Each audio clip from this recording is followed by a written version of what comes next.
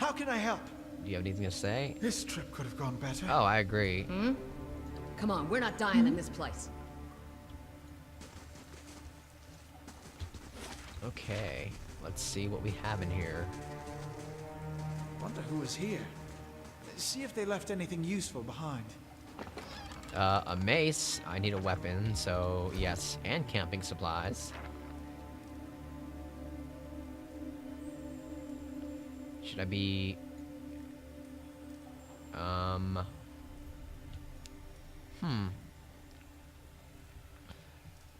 I guess let's use... What does interfering mean? Strike many blows in a short amount of time? Wow. Properties interfering, it doesn't tell me what that means, though.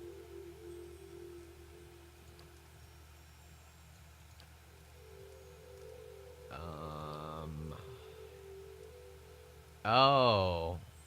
It increases our deflection, huh? Interesting. I think I'll take that. So, Kalisha does hit harder than me. Pretty significantly, actually. Bonus crit damage, okay. Well, whatever. No matter. So we could rest, but there's no point right now, so I'm not gonna do that. But we do have camping supplies. We can switch weapon sets as well.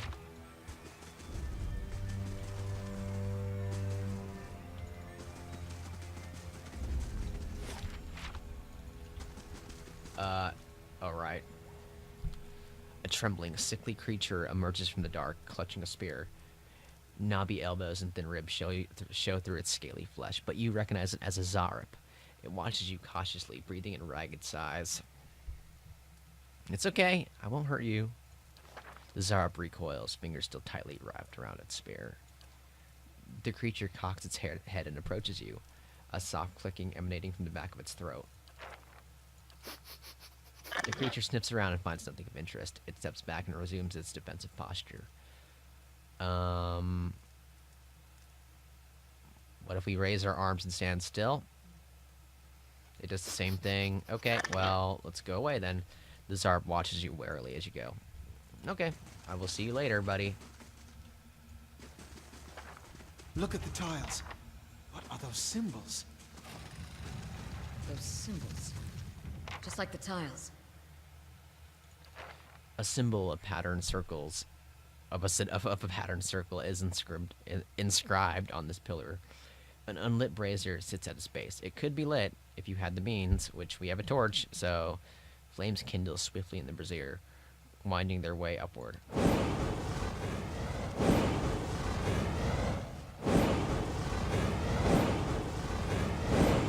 I see no reason to not do this, so I'm not doing that. I mean, I am going to do that.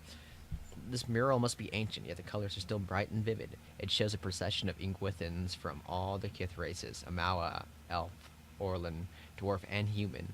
They walk among the pillars similar to the ones that span this chamber, each topped with a flame. Okay. Fantastic.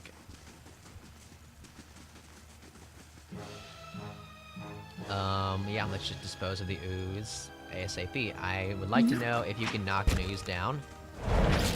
Nope. Shocking. Blind him, please. Yes.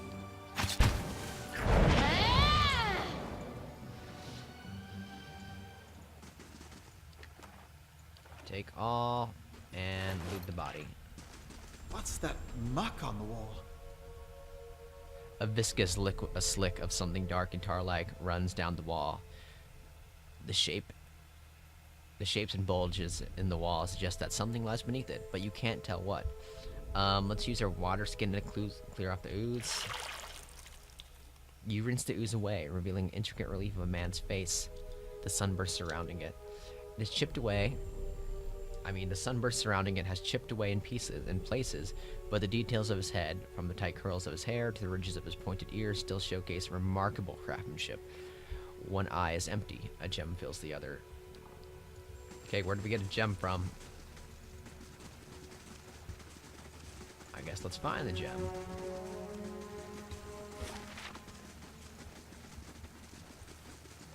But yeah, like I said, I apologize if this part seems rushed, and that's because it is, because I've done this part before. I want to get to the part where I'm more playing it blindly. More than not. And that would be pretty much after this part. Okay, let's put the gem in the socket. The chamber begins to rumble, stray rocks dancing across the tile floor. Finally, a large section of the wall gives way. And we got yet another slime to deal with. Can I heal up 2 of these? Answer is no.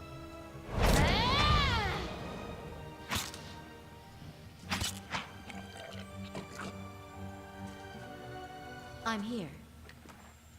Ooze plasma. Minor cloak of protection. Sweet.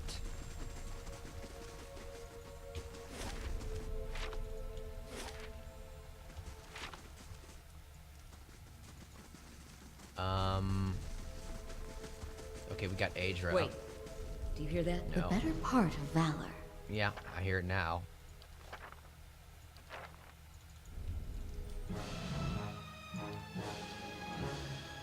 Knock him down, and then we could do sneak I'm here. attacks. Yep, once he's knocked down, he's basically dead, because we have a sneak attacker, and it's awesome. Hedon is pretty cool. For being a merchant, you can fight Take a look at the wall. remarkably well, by the way. A crack runs along the wall from floor to ceiling. A light gust of air passes through it. What if we push on the wall? Despite the damage, the stone looks very heavy and solid. Let's send Kalisha then. Kalisha pushes with all her might, and the crack begins to spread.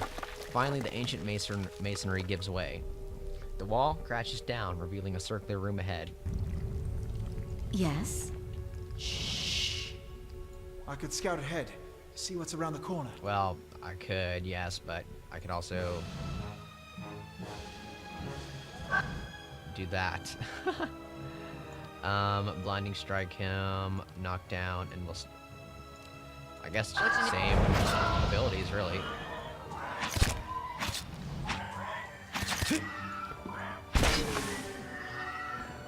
Wow, blinding strike does a fair bit of damage. Indeed. Indeed. I shall.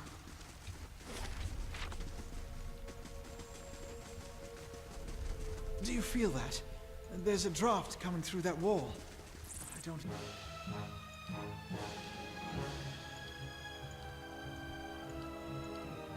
hear any sign of that storm. My God. I shall. Good stuff.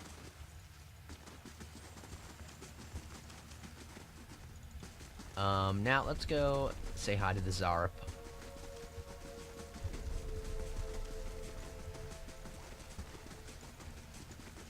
I'm kind of curious why Kalisha's critical chance is pretty high. I can't really see from there. What about here? Or no? What about here?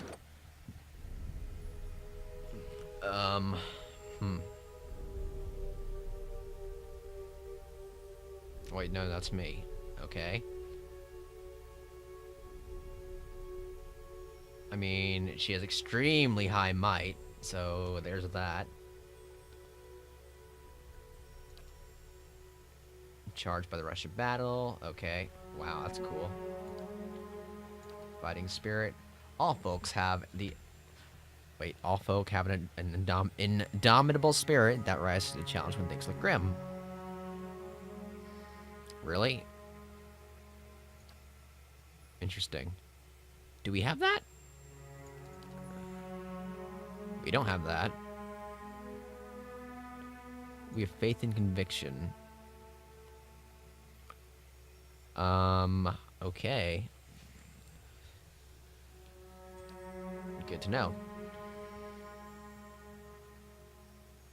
Strange illness, second wind, distant advantage, because we're totally taking advantage of all of this, yeah. Blinding Strike, Fighting Spirit, Second Wind, Sneak Attack. Uses the rogue's ability to approach unseen, adding weapon damage to your attack when the target is blinded, flanked, hobbled, paralyzed, petrified, basically everything, or CC'd in general, as well as when any target is struck within 2 seconds of combat starting. Oh my god, okay, that works with ranged weapons. I know exactly I'm going to build an archer then. Of course. Because rogue archers are my favorite archers ever, basically. And I don't know why, but they are. Here you go. The Zarp's nostrils flare at the scent of the meat, and its eyes dart between you and the food. It creeps toward the prize, shoving the spear into your grip, and then snatching the meat with both hands at the last moment. Its skull quivers as it devours the flesh in noisy chomps. He continues to eat it. I shall. Enjoy, buddy. I will see you some other time. Okay, so let's get out of here.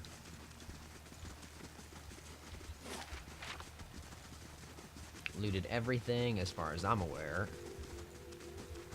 Yeah, looks like we looted everything.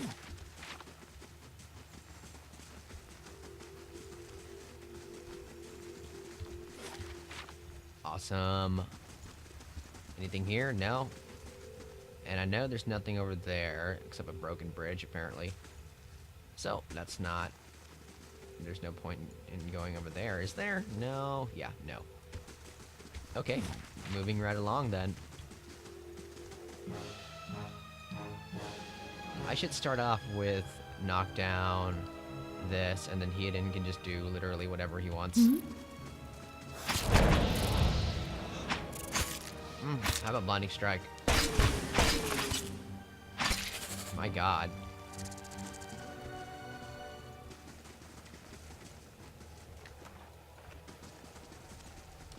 Bats as large as chicken are strung in the web. Oh, a rapier. How convenient, because we lost ours. Here's the body, a helmet.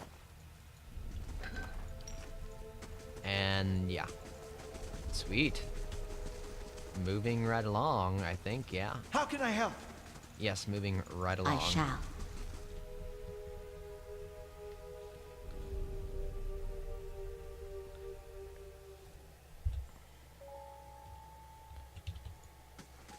Okay.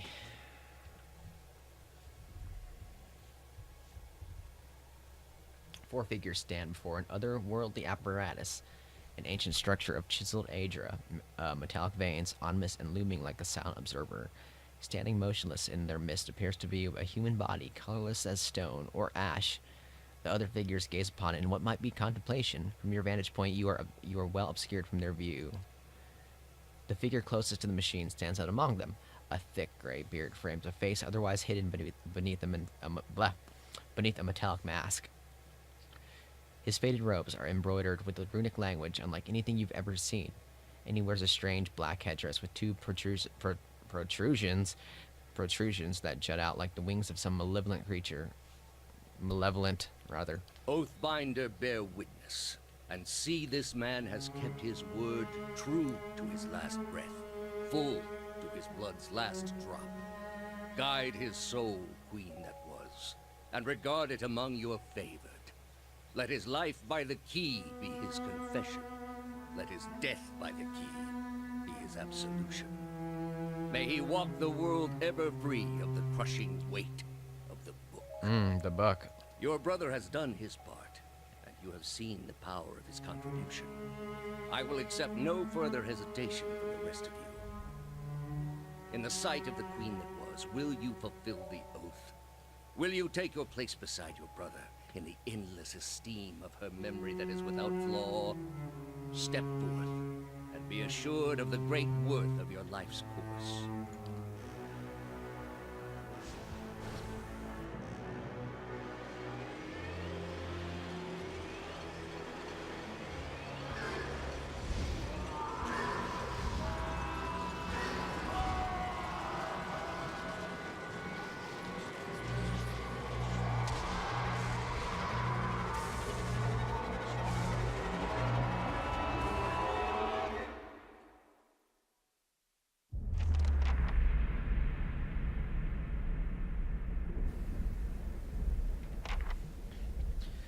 For an instant, the apparatus goes quiet and the air is still.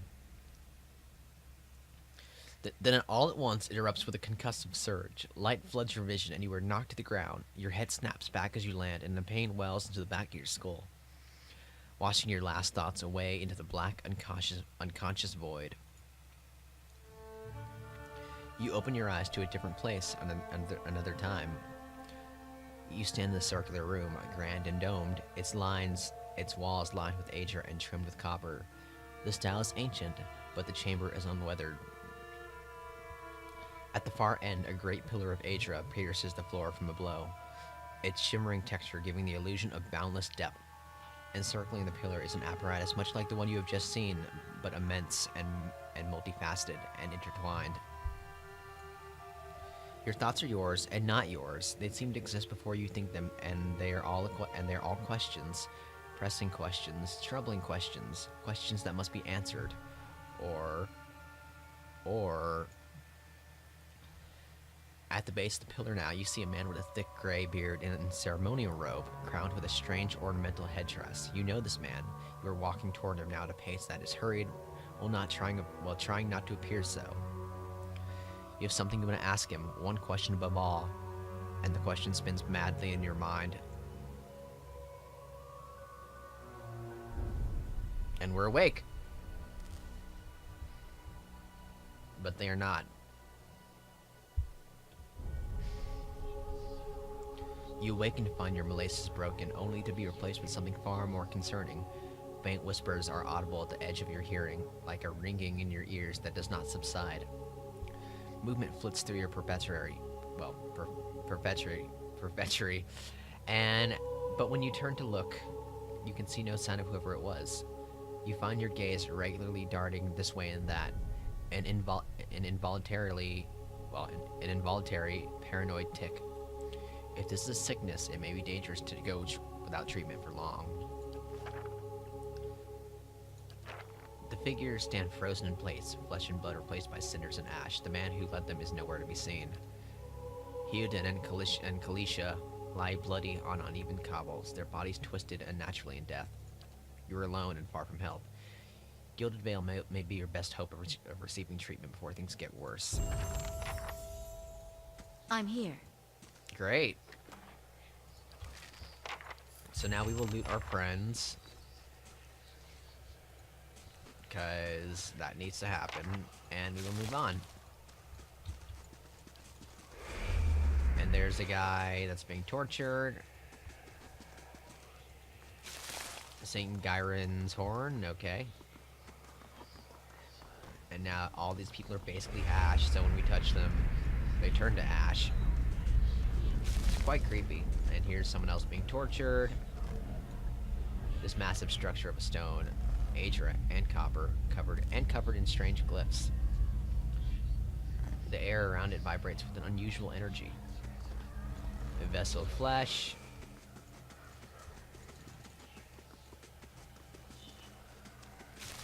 And Springberry. Sweet. Oh, okay. I can also level. So, let's do that. Skills allow your characters to perform specialized action like scouting. I don't know why this is highlighted. Okay.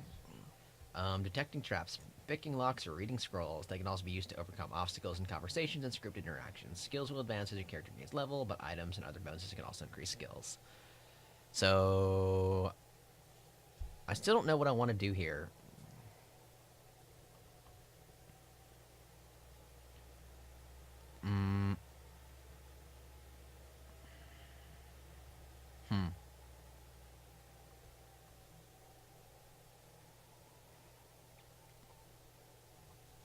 Stealth's kind of tempting, but it's not very paladin-y, so let's not do that.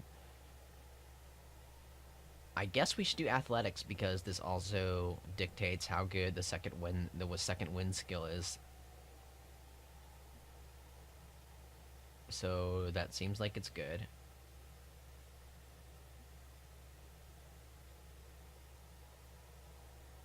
Because that seems extremely powerful, honestly. And so it increases second wind's healing by 5. Interesting. Lore could be decent because that means we have someone that could use scrolls.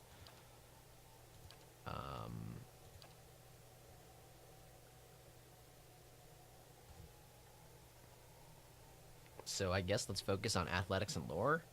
I mean, I could do mechanics too. Or survival.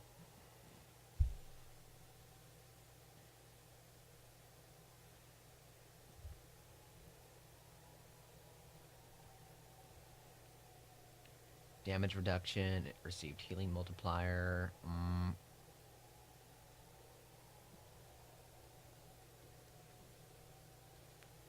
Increased bonus damage, huh?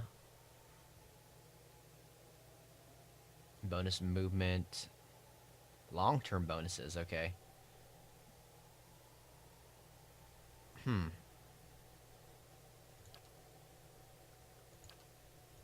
I guess athletics and lore or whatever.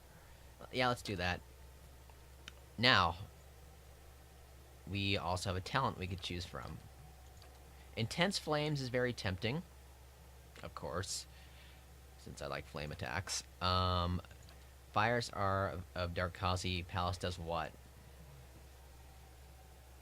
A weak form of a flame shield?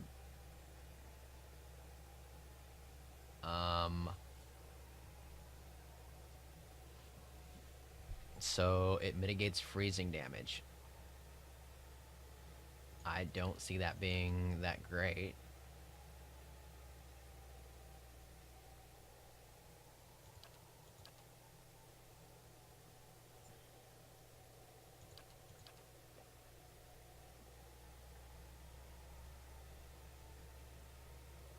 Faith and Conviction seems pretty good.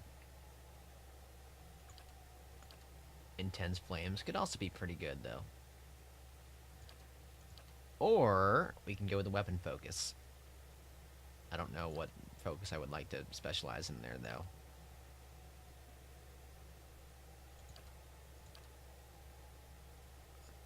And Sign of Flame does what?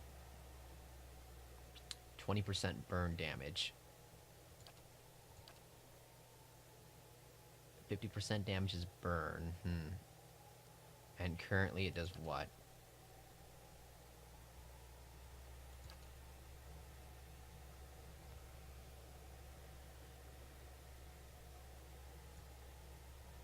Well,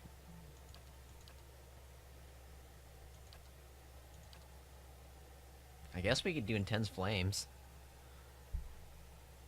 I mean, Sign of Flame is kind of tempting. Damage reduction against burn.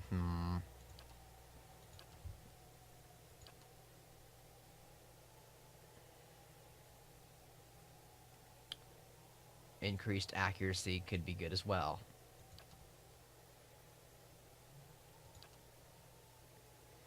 Oh, apparently the Great Sword is not a night weapon. That's most curious, but okay.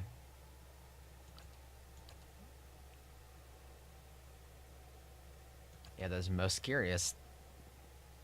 2-weapon style. Okay, that increases attack speed. Wow. I wonder what happens if I use Intense Flames with 2 weapons. I wonder if it strikes with both. Or just one.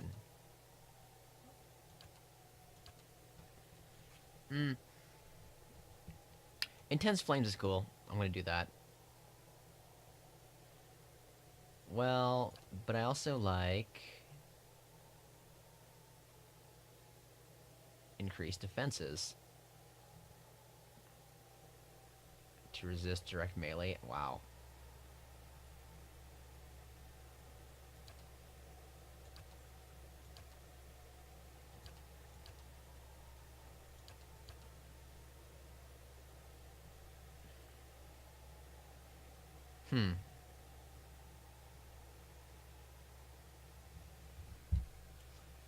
plus 8 defenses to everything except deflection. So will, fortitude, and reflex.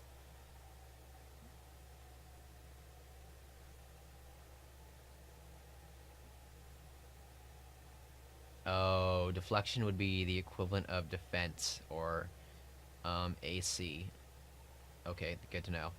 Oh, but we also just get an additional AC from that. That makes Deep Faith really good, in my opinion.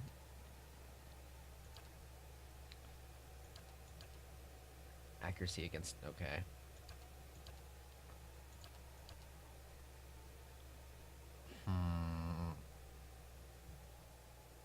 Full attack means what?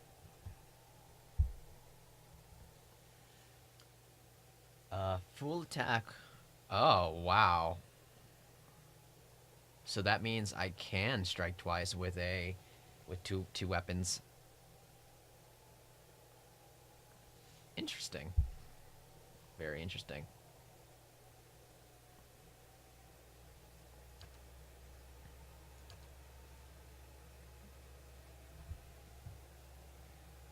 I guess let's go with Deep Faith, because right now I feel like extra defenses are better. Nah, let's go with Intense Flame, screw it.